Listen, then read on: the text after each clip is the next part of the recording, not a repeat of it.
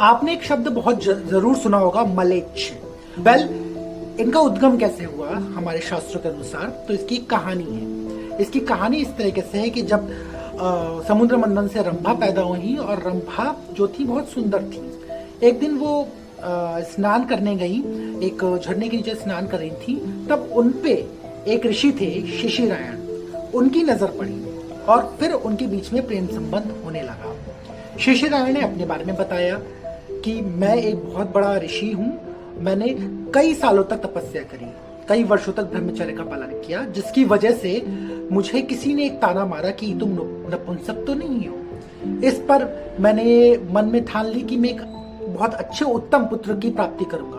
मैंने भगवान शिव से प्रार्थना करी, उनकी आराधना करी, और लंबे समय बाद भगवान शिव ने मुझे दर्शन देख के एक वरदान दिया कि तुम्हें जो संतान प्राप्त होगी वो कभी भी हारेगी नहीं, उससे कोई हरा नहीं सकता युद्ध में।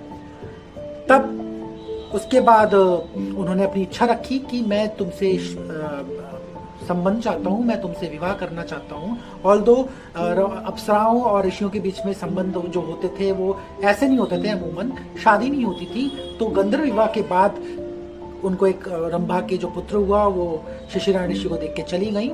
उस शिशिरायण ऋषि ने उसका भरण पोषण किया और फिर वो उन्होंने मलेच्छ राजा को सौंप दिया, जिससे क्योंकि वो निसंतान था, और निसंतान राजा जो था मलेच्छ, उसने उसको अपना उत्तराधिकारी बना दिया, दत्तक पुत्र बना दिया। उसका नाम था कालयवन, जिसने जो युद्ध में नहीं हारा था, भगवान श्री कृष्ण को भी उसे छल से हराना पड़ा, उसको मारना पड़ा।